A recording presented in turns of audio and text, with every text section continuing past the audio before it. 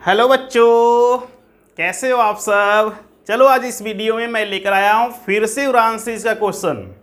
तो जैसा कि आप लोग पहले ही जानते हो कि उड़ान सीरीज में सिर्फ और सिर्फ कौन सा क्वेश्चन का सॉल्यूशन बताया जाता है, JEE मेन एंड एडवांस में प्रीवियस ईयर में जो क्वेश्चन पूछा गया है उसी की सॉल्यूशन मैं बताता हूँ। तो सबसे पहले यहाँ पर भी जो क्वेश्चन लिखा हुआ है वो क्या है, मेन में आया हुआ क्वेश्चन है जो कि 2019 में क्वेश्चन पूछा गया था। तो सबसे पहले एक बार क्वेश्चंस को आप रीड कर लो, उसके बाद मैं क्वेश्चन के सॉल्यूशन पे आता हूं। ठीक है, चलो उम्मीद करते हैं आप लोग क्वेश्चंस को एक बार रीड कर लिए होंगे। और जैसे ही क्वेश्चन को आप रीड किए होंगे तो पता चला कि एक सॉलिड है। क्या है बच्चों? सॉलिड है जिसकी डेंसिटी कितना दे रखा है, 9 × 10⁻³ kg पर मीटर क्यूब। क्लियर। और साथ ही साथ आपको बताया गया है कि जो सॉलिड है वो कैसा है, फेस सेंटर्ड क्यूबिक क्रिस्टल है। कैसा है बच्चों? फेस सेंटर्ड क्यूबिक क्रिस्टल है। तो देखो डेंसिटी की वैल्यू दे रखा है, डेंसिटी की वैल्यू दे रखा है, साथ ही साथ इंफॉर्मेशन दे रखा है कैसा सॉलिड है, फेस सेंटर्ड क्यूबिक क्रिस्टल। ठीक है। और साथ ही साथ आपको दिया हुआ है क्या, एज लेंथ। क्या दे रखा है बच्चों? एज लेंथ इतना गिवन है। और हमसे बोला गया what is the molar mass of solid. क्या निकालना है? मोलर मास सॉलिड का निकालना है। तो सबसे पहले जो जो गिवन है मैं पहले उसको नोट करके दिखाता हूँ, उसके बाद क्या निकालना है, उसको कैसे निकालेंगे वो भी मैं कैलकुलेट करके आपको दिखाता हूँ। तो चलो पहले डेंसिटी दे रखा था, तो डेंसिटी का वैल्यू हम नोट कर लेते हैं। कितना है? 9 × 10⁻³ kg पर मीटर क्यूब। मैंने लिख लिया। ठीक है। फिर देखो बाबू, ये फेस सेंटर्ड क्यूबिक दे रखा है। क्या दे रखा है बच्चों? Face centred cubic. क्या दिया हुआ है? Face centred cubic. तो फेस सेंटर्ड क्यूबिक से हमें पता चलता है जेड की वैल्यू। क्या पता चलता है बाबू? जेड की वैल्यू। और जेड की मतलब क्या होता है? तो होता है number of particle, number of particles per unit cell, per unit cell. Clear बच्चों? तो देखो FCC है ना जी, FCC दे रखा ना, तो जब भी FCC रहेगा, FCC होंगे मतलब फेस सेंटर्ड क्यूबिक होगा, फेस सेंटर्ड क्यूबिक होगा। तो number of particle per unit cell को हम जेड से दिखाते हैं। और ये कितनी वैल्यू होता है? 4 होता है। कितनी वैल्यू होता है? 4।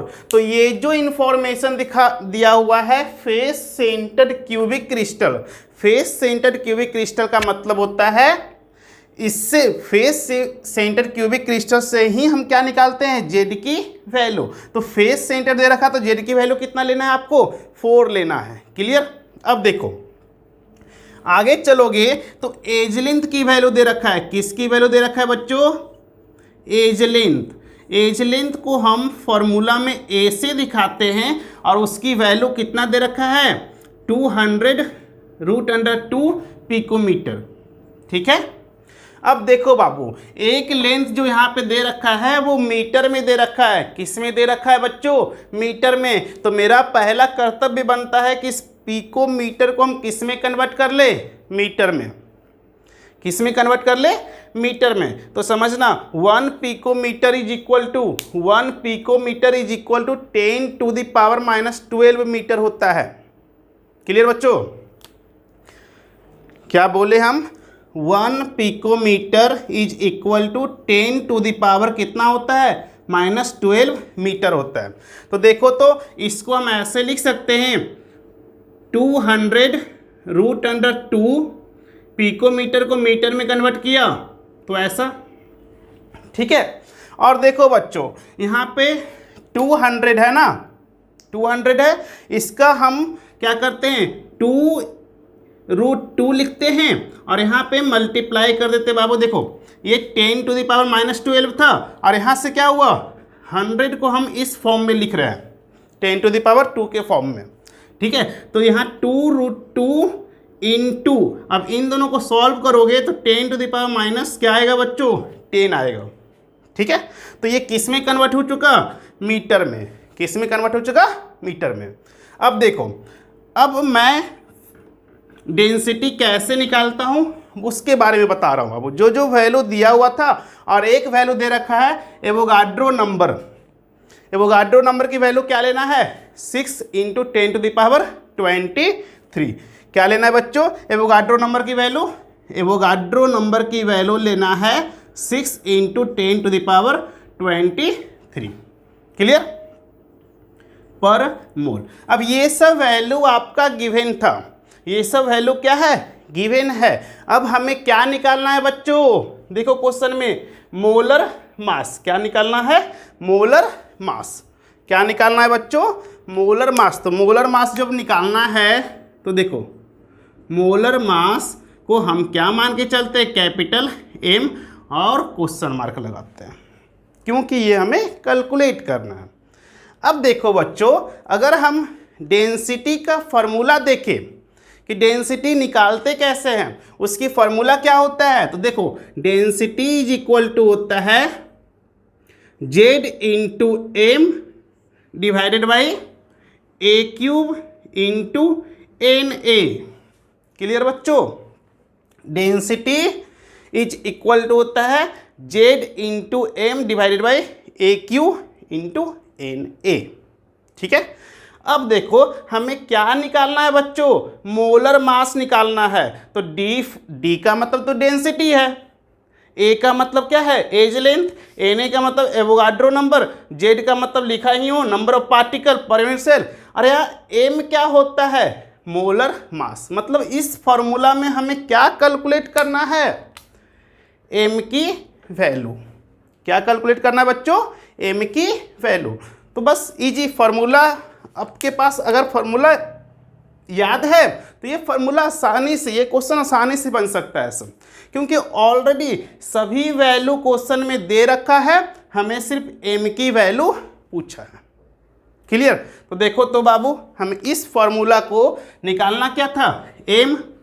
तो कैपिटल एम इधर लिख देता हूँ, और देखो ये जो डिवाइड में वैल्यू है वो किधर लेके जा रहा हूँ, अगर हम इस साइड लेके आए तो ये तो मल्टीप्लाई में चला जाएगा।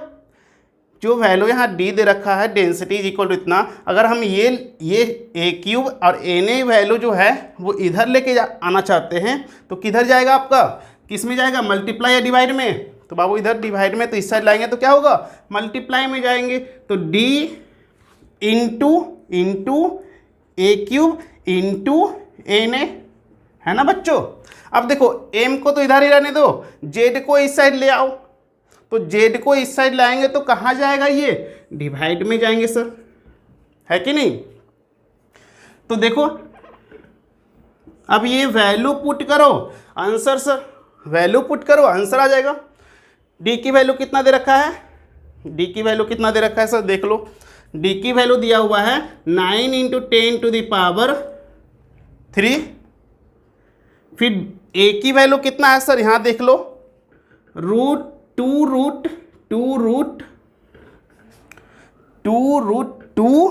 Into 10 to the power minus 10। अब इसका क्या करोगे, क्यूब। फिर देखो na की वैल्यू तो क्वेश्चन में हमें बोला गया है कितना लेने के लिए, 6 into 10 to the power 23 divided by Z की वैल्यू तो मैं बताया 4, है कि नहीं बच्चों, बताओ होगा ऐसा। अब इसको सॉल्व करना है सर, जैसे ही सॉल्व करेंगे आंसर आ जाएगा। तो देखो अब ये तो 9 इंटू 10 टू द पावर 3 हुआ, क्लियर। अब इसको हम सॉल्व करें बाबू, तो यहाँ पे देखो, यहाँ पे क्या आएंगे सर, क्या आएंगे, कोई बता सकता है, मतलब 2√2 का क्यूब करना है, 2√2 का क्यूब करना है बच्चों। तो कितना आएगा, कोई बता सकता है, बोलो सोचो। तो यहाँ पे क्यूब करेंगे बाबू, तो यहाँ देखो थोड़ा सा क्यूब करेंगे, 2√2 का क्यूब करेंगे, क्लियर।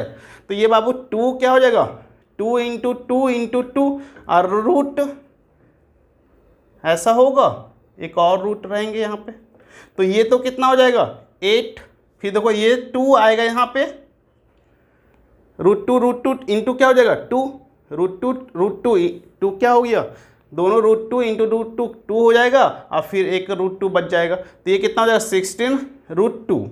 क्लियर बच्चों? तो कितना आएगा यहाँ पे 16 रूट 2। क्लियर? और इसको मल्टीप्लाई करोगे तो 10 टू द पावर माइनस क्या होगा 30, ठीक है, इंटू 6 10 टू द पावर 23 और डिवाइडेड बाई 4, डिवाइडेड बाई 4। अब देखो अब ये 4 से क्या होगा 16 कटेगा 4 टाइम्स में, है कि नहीं? 4 से 4 टाइम्स में 16 कट जाएगा। अब देखो यहाँ पे 9 इंटू 4 और रूट 2 की वैल्यू 1.414 होता है सर, ठीक है, इंटू 6 और देखो बाबू अगर हम ये प्लस है ये भी मतलब 10 टू द पावर 3 है, 10 टू द पावर 23 है, तो ये दोनों तो ऐड होंगे तो 26 हो जाएगा, 10 to the power 3 10 to the power 23, ये कितना हो जाएगा 26। और देखो माइनस 30 है, माइनस क्या है 30 है, तो 26 प्लस में है अब माइनस क्या है 30 है, तो ओवरऑल वैल्यू को आप क्या करना पड़ेगा माइनस करोगे, तो यहाँ पे 10 टू द पावर क्या हो जाएगा -4।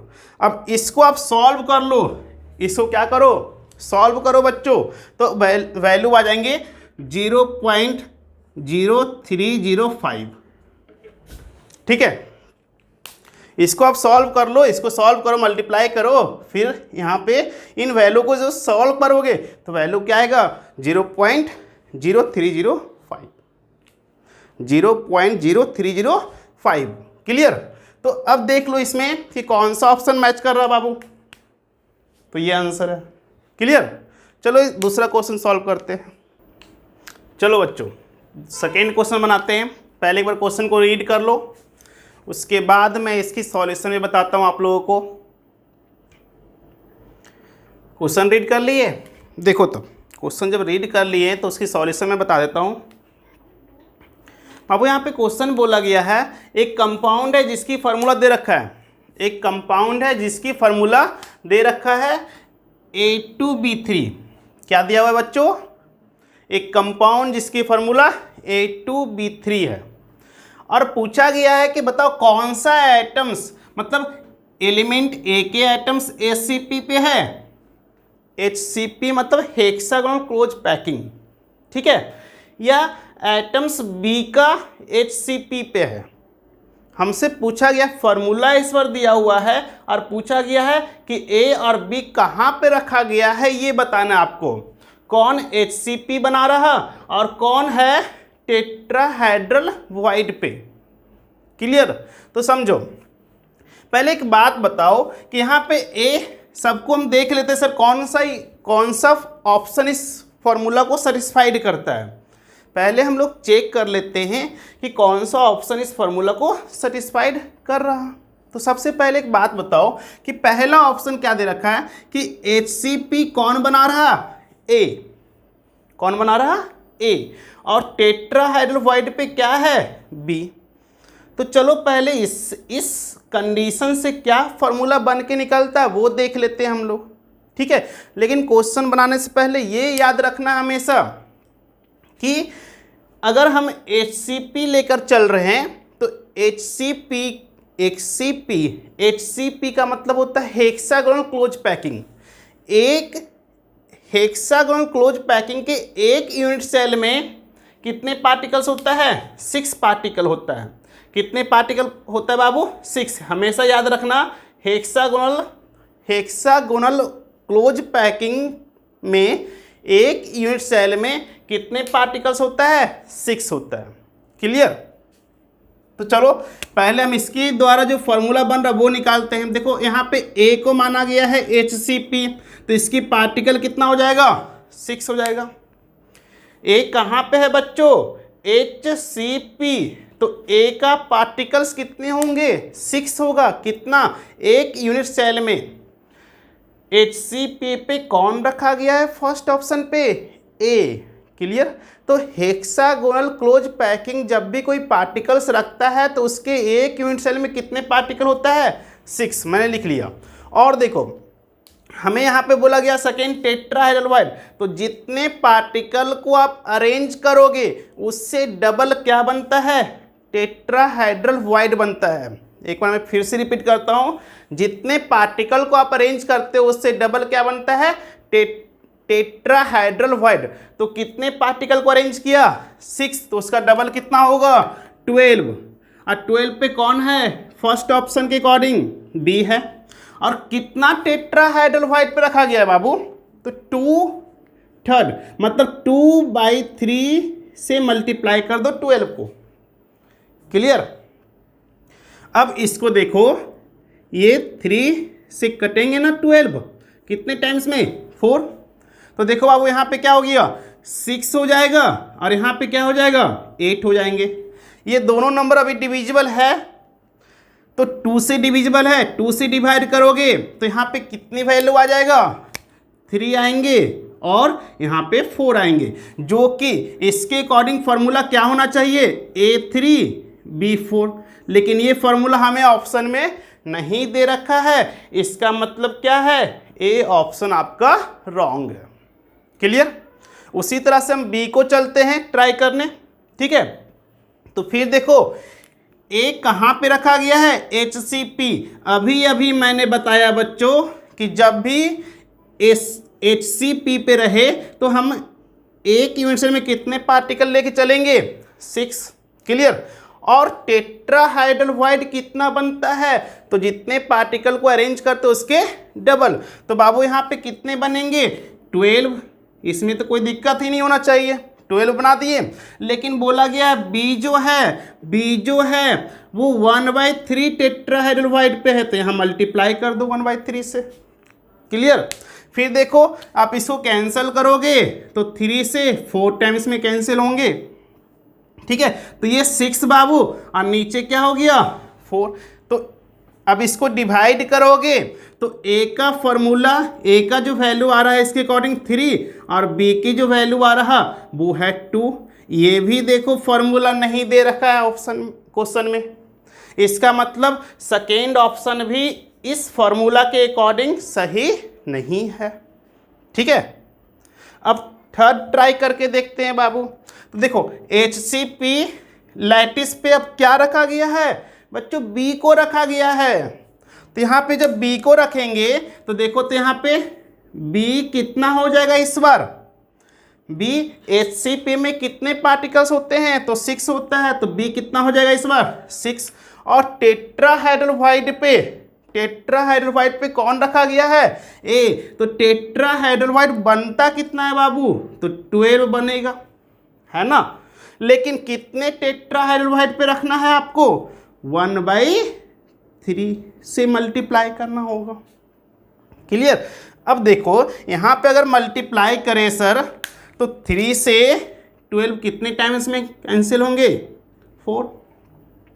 तो वैल्यू कितना आ गया, यहाँ पे 6 है, यहाँ पे 6 है और यहाँ पे क्या होंगे 4।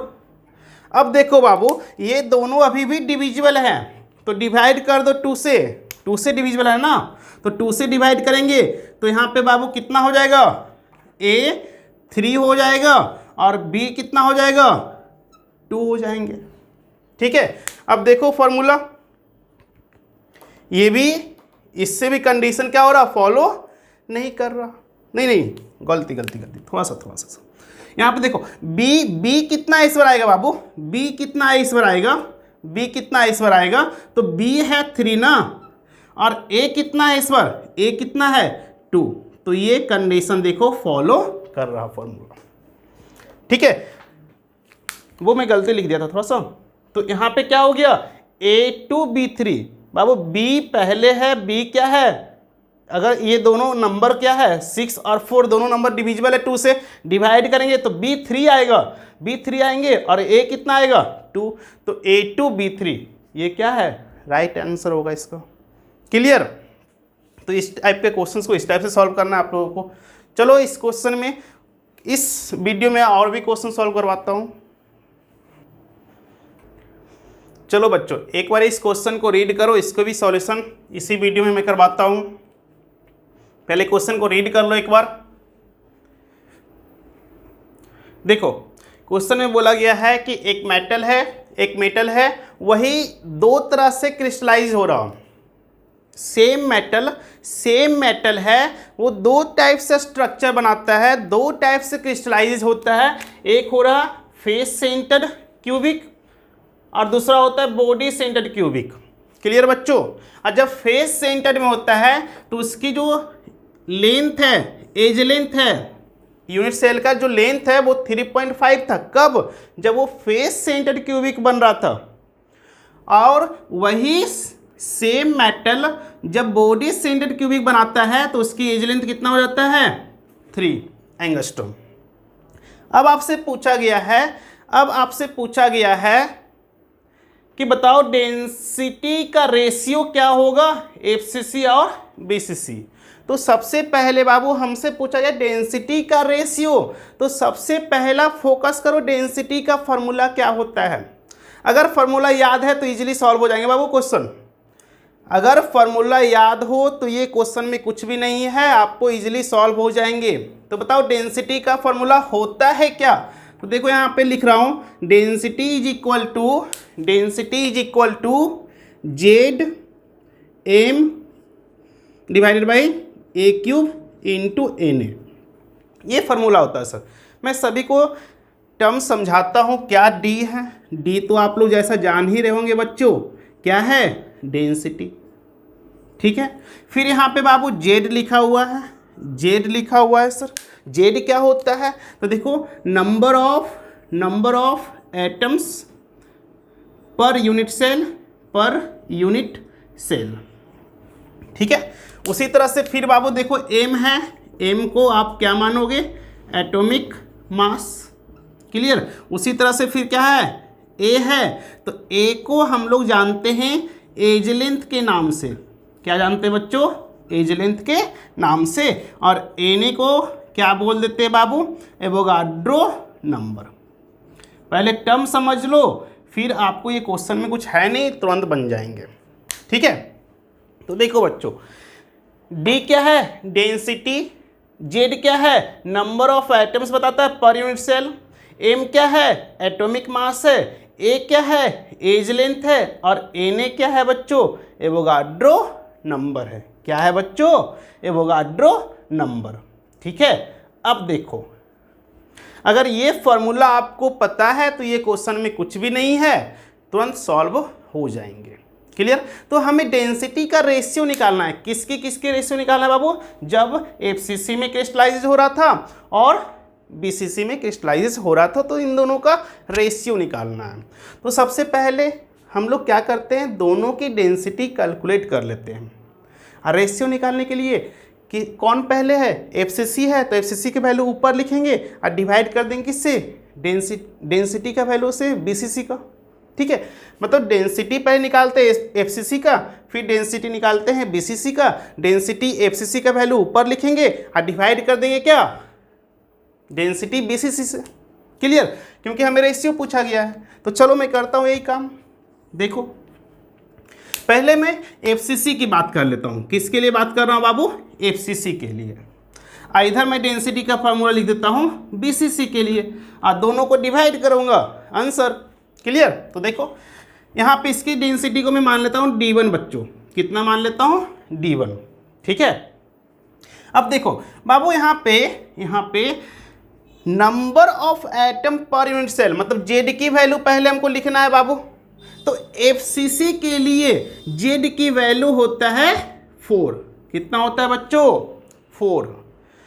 एफसीसी मतलब face centred cubic unit cell में कितने पार्टिकल्स होते हैं? 4 पार्टिकल्स होता है। वहीं पे अगर हम बात करें बीसीसी की, तो यहाँ पे जेड की वैल्यू कितना होता है? 2 होते हैं। कितना होता है बच्चों? 2। तो अगर आपसे पूछा जाए कि face centred cubic unit cell में कितने पार्टिकल्स होते हैं, तो क्या बोलोगे 4, और बीसीसी में कितने पार्टिकल्स होते हैं 2। क्लियर। अब देखो यहाँ पे, तो बाबू यहाँ पे हम क्या लिख दिए, जेड की वैल्यू कितना आ गया बच्चों, जेड की वैल्यू कितना आ गया बताओ 4 है ना बच्चों। एम की वैल्यू रहने देता हूँ, फिर देखो ए की वैल्यू भी दे रखा है क्वेश्चन में, है ना, ए की वैल्यू भी क्वेश्चन में दे रखा है ना, कि नहीं दिया हुआ है, बोलो जल्दी। तो यहाँ पे दे रखा है बाबू, कितना दे रखा है 3.5, लेकिन यहाँ पे क्या है 3.5 जो लिखेंगे तो उसका क्या लिखना पड़ेगा हमको, क्यूब लिखना पड़ेगा। क्या लिखना पड़ेगा बच्चों, क्यूब लिखना पड़ेगा, ठीक है। और साथ में क्या है एंगस्ट, ये एवोगाड्रो नंबर, साथ में क्या है एवोगाड्रो नंबर। देखो यहाँ पे हम एंगस्ट्रम को मीटर वगैरह में नहीं कन्वर्ट कर रहे हैं, इसलिए नहीं कन्वर्ट कर रहे बाबू कि दूसरा जो फार्मूला बनेगा उसका भी वैल्यू एंगस्ट्रम में रहेंगे, ठीक है। और दोनों का रेशियो निकालना है ना, तो दोनों तो एक दूसरे से कैंसिल हो जाएंगे सर। क्लियर। इसलिए हमने यहाँ सेंटीमीटर मीटर में कन्वर्ट करने की रिक्वायरमेंट नहीं है और नहीं कर रहा हूँ। क्लियर। तो उसी तरह से उसकी इक्वेशन लिख देता हूँ बाबू। इसकी डेंसिटी को हम क्या मान ले d2, क्या मान ले d2। अब z की वैल्यू इसके लिए कितना है कितना है बच्चों 2, तो यहाँ पे 2m, ठीक है। और यहाँ पे इसके लिए a की वैल्यू कितना दे रखा है बच्चों, तो कितना दे रखा है 3, तो यहाँ पे 3 लिखेंगे। अब 3 का क्या करना पड़ेगा बच्चों क्यूब। क्लियर। अब यहाँ पे क्या लिख दें Na, ठीक है बच्चा पार्टी। अब क्या करना है बाबू, डिवाइड करो, रेशियो निकालना ना, में रेशियो निकालना है किसके लिए एफसीसी बीसीसी, मतलब एफसीसी को पहले दे रखा है इसलिए एफसीसी की वैल्यू को पहले लिखेंगे। तो देखो एफसीसी की वैल्यू क्या था d1 है, डिवाइड करेंगे d2 से। क्लियर। d1 क्यों पहले लिख रहा हूं, क्योंकि एफसीसी का वैल्यू दे रखा है। क्लियर। अब यहाँ भी इसको भी रेशियो में लिख लो सर। तो पहले किसकी वैल्यू लिखना है d1 कितना है 4m, फिर 3.5 का क्यूब इंटू Na, है ना बच्चों। उसी तरह से फिर क्या लिखे 2m, फिर 3 का क्यूब इंटू Na, है ना बच्चों, ऐसा लिख दिए। अब देखो अगर हम इसको सही से लिखे अरेंज करके, तो जो वैल्यू इसको हम ऐसे लिख सकते हैं 4/4m divided by 4m divided by 3.5 का क्यूब Na इंटू, ठीक है, ये वैल्यू लिख सकते हैं ऐसा। अब ये वैल्यू क्या होगा बाबू, नीचे जो वैल्यू है वो क्या हो जाएगा ऊपर चले जाएंगे। तो इसको हम अच्छे से लिखें तो ये वैल्यू ऊपर दिखाना पड़ेगा हमको, 3 का cube into Na divided by 2m। Clear. अब देखो Na की वैल्यू क्या होगा, Na की वैल्यू से कैंसिल, m की वैल्यू m से कैंसिल होंगे सर, है कि नहीं।